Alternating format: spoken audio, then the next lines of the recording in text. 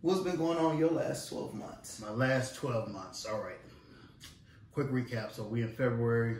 Let's go back 13 months. January of last year, I made my duty to go visit everyone who I haven't seen. So every time I went somewhere, if it was me hanging out with Sophie, my boy Doolittle, wherever I was at, I was making time to go see people, my brother.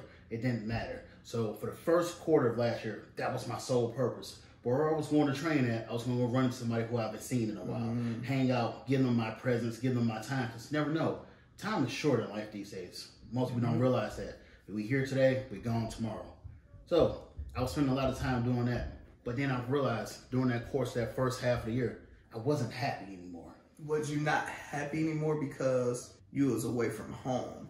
You was traveling a lot. You was making money, but you was, hey, I'm in Philly. Hey, I'm in Dallas. Hey, I'm in, it was a lot of traveling. Do you think you was not happy because you was away from home? Or was it an internal thing going on with yourself? Why wasn't you happy? It was both. It was because I'm making everyone else happy. I wasn't making myself happy.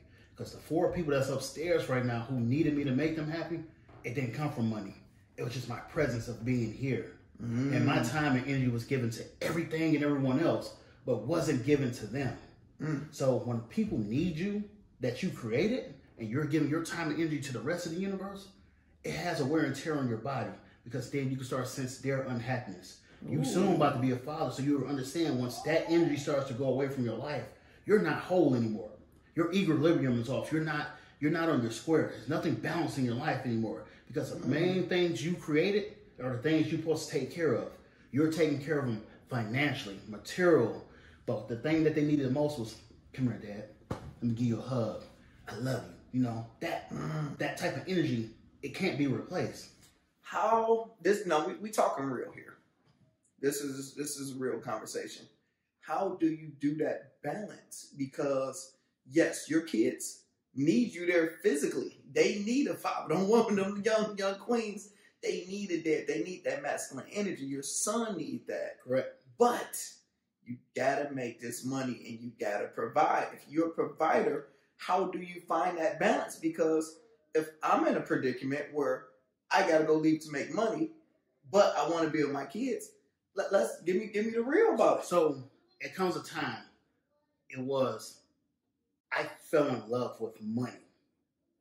I fell in love with the things you can do with money. But it's also some things money can't do for you.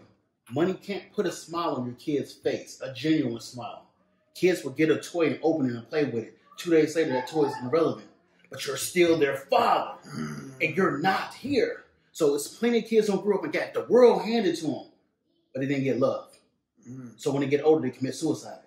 If you start looking at the track records, look at the statistics, it was kids who had these great lives on the outside, but on the inside of a house, it was empty because people, one thing they did was work.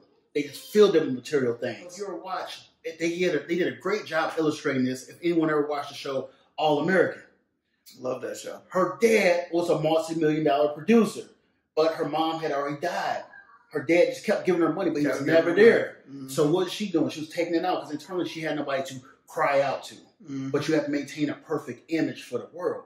So with my 3 little girls and the time that we're living in, and my son, they need to understand that I am here. I have to work from time to time to provide for you, but I'm never unaccessible to you.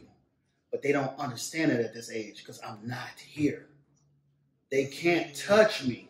They want to be able to feel me. As they get older, that feel might start getting distance, but then they just need to know that I'm still there in their corner. Right now, they need to be able to wake up and hug me and see me.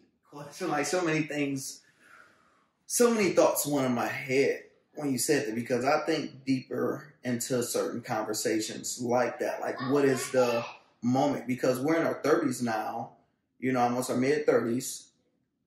You're in a mode where what switch hit that makes you start thinking that way? Like, okay, I need to be there more. What does that moment feel like when you realize, yo, shit, I haven't been home enough. My kids need me. My wife need me. But I need to put myself in position to be able to be home and still make money. Because most people don't know you went from freelancing to running your own show to going back under a corporate type environment to be home more. Correct.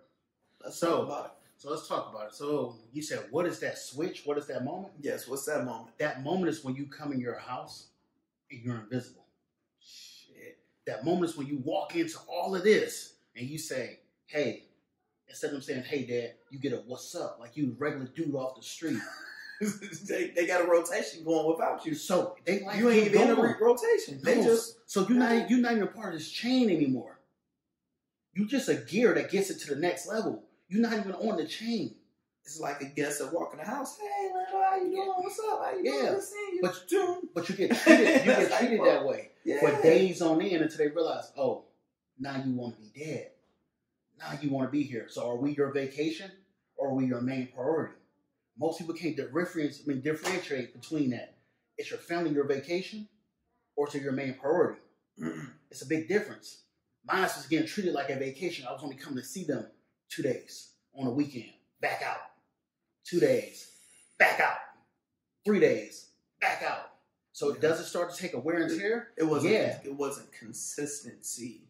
It was consistent, but it became so consistent that they knew the pattern. Okay. So once they knew the pattern, they knew how they could behave when I was here or when I wasn't here. But they also knew when I was here, I was more of a stepfather than a real father because I can only do so much. I can't discipline you. How you gonna discipline me? You're not here. When I need you at 3 a.m, where are you at? Where are you at? Oh, you're providing. That's good. Kids at this age don't understand what providing means. They need to see